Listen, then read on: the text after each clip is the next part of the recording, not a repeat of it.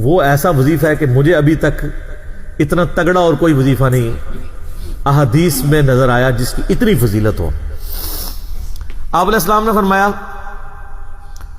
100 دفعہ روزانہ سبحان اللہ پڑھ لیا کرو، تمہیں 100 غلام آزاد کرنے کا ثواب ملے گا۔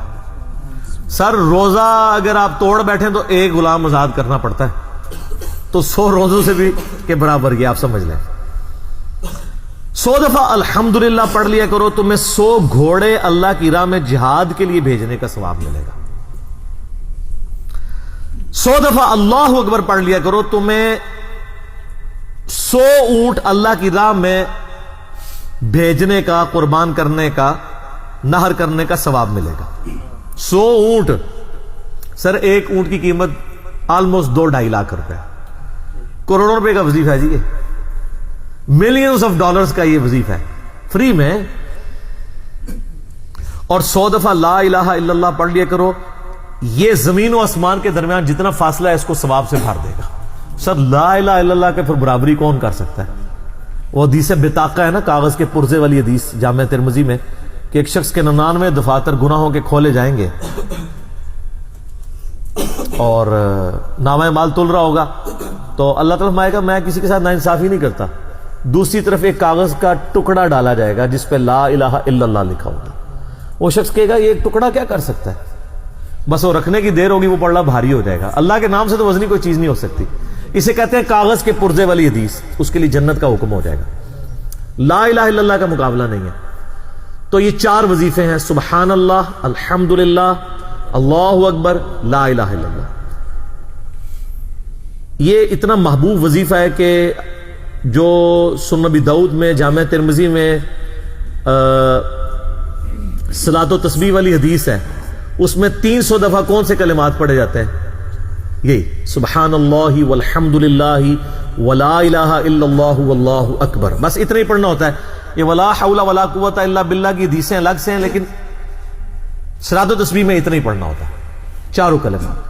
حتیٰ کہ صحیح مسلم میں حدیث ہے، نبی علیہ السلام نے فرمایا یہ 4 کلمات مجھے ہر اس چیز سے بڑھ کر محبوب ہیں جن پہ سورج طلوع ہوتا ہے، یعنی دنیا اور جو کچھ دنیا کے اندر ہے اس سے بڑھ کر مجھے یہ چیز محبوب ہے کہ میں یہ 4 کلمات کہہ لوں، سبحان اللہ والحمدللہ ولا الہ الا اللہ واللہ اکبر۔ اور صحیح مسلم کی ایک اور حدیث ہے کہ نبی علیہ السلام نے فرمایا اللہ تعالیٰ کو اس سے بڑھ کر کوئی اور کلمات محبوب نہیں ہے، اور یہ حصہ بخاری میں بھی ہے اس کا، اور اس میں اللہ تعالیٰ کی طرف سے کوئی پابندی نہیں ہے، تم ان کی ترتیب بھی بدل سکتے ہو، یعنی سبحان اللہ کے بعد آپ اللہ اکبر پڑھ لیں، پھر لا الہ الا اللہ، کوئی فرق نہیں ہے۔ یہ ایک اوپن چیز ہے، آپ یوں بھی کر سکتے ہیں کہ پہلے 100 دفعہ پڑھ لیں سبحان اللہ سبحان اللہ سبحان اللہ، الحمدللہ الحمدللہ الحمدللہ، اللہ اکبر، کیونکہ را کو پھر لام سے ملائیں گے، اللہ اکبر اللہ اکبر اللہ اکبر، لا الہ الا اللہ لا الہ الا اللہ لا الہ الا اللہ۔ اور یوں بھی پڑھ سکتے ہیں، وہ زیادہ بہتر ہے، سبحان اللہ والحمدللہ ولا الہ الا اللہ واللہ اکبر، کیونکہ اکبر پہ وقف کریں گے، ورنہ یہ سبحان اللہ تو الحمدللہ ہی پڑھ نہیں سکتے آپ، کیونکہ الحمدللہ الحمدللہ بنے گا کانٹینیوس، جیسے اللہ اکبر اللہ اکبر اللہ اکبر بنتا ہے، تو وقف کرنا پڑے گا سوائے سبحان اللہ کے۔ سبحان اللہ یہ تو پڑھ سکتے ہیں، لیکن الحمدللہ کو الحمدللہ وقف کرنا پڑے گا۔ اللہ اکبر اگر ملائیں گے تو اللہ اکبر، را کو لام سے، تو اس کی بجائے اتنی مشکل میں نہ پڑھیں، سبحان اللہ والحمدللہ ولا الہ الا اللہ واللہ اکبر، ایک تسبیح پڑھ لے، 4 وظیفے 100 دفعہ ہو جائیں گے، کیونکہ نبی علیہ السلام نے اجازت دے دی ہے نا، آگے پیچھے دائیں بائیں کچھ بھی کر سکتے ہو، اور یہ ترتیب تو صلاۃ و تسبیح میں موجود ہے، نبی علیہ السلام نے کلمات پڑھے بھی ہیں۔ آپ کو پتہ ہے تبلیغی جماعت والے 3 وظیفے بتاتے ہیں، ویسے بڑی سمجھداری سے ہی کسی نے وہ ڈیوائز کیے ہیں، 100 دفعہ وہ یہ بتاتے ہیں سبحان اللہ والحمدللہ ولا الہ الا اللہ واللہ اکبر، وہ ساتھ وہ بھی بتاتے ہیں ولا حول ولا قوت الا باللہ، وہ بھی پڑھ سکتے ہیں، وہ بھی صحیح بخاری میں رات کو اٹھتے وقت کی دعا ہے، العلی العظیم تک بھی پڑھ سکتے ہیں، وہ ابن ماجہ میں موجود ہے۔ میرا ایک یوٹیوب پہ کلپ ہے 6 کلموں کا ثبوت، تو میں نے بتایا 4 کلمے ثابت ہیں، 2 مولویوں کے لکھے ہوئے ہیں، آخری والے جو ہیں۔ تو بلکہ وہ میرا بیٹا تو وہ اس کے وہ کورس میں آیا تو اس نے وہ 2 یاد ہی نہیں کیے، تو اس کو ماں کہہ رہی یاد کرو، کہتی وہ کہتا ثابت ہی نہیں ہے تو کیوں سارے یاد کرو۔ ہم ریکویسٹ کریں گے، ہمارے پاس بھی وہ کورس اسلامیات کا جو ہے نا اس کو ریویو کرنے کے لیے بھیجا ہوا ہے ہماری اکیڈمی میں انہوں نے، تو ہم اس میں ان کو ریکویسٹ کریں گے کہ یہ آخری 2 کلمے نکال دیں، پہلے 4 کلمے ثابت ہیں۔ وہ تو ثابت ہی نہیں ہے تو خام خواہ لوگوں کو آپ رٹا رہے ہیں۔ الٹا جن لوگوں کی شادی ہونے والی ہوتی ہے وہ بیچارے ٹینشن میں پڑے ہوتے ہیں 6 کلمے یاد کرنے کا، حالانکہ کلمے کے ساتھ تو کوئی تعلق ہی نہیں اس کے۔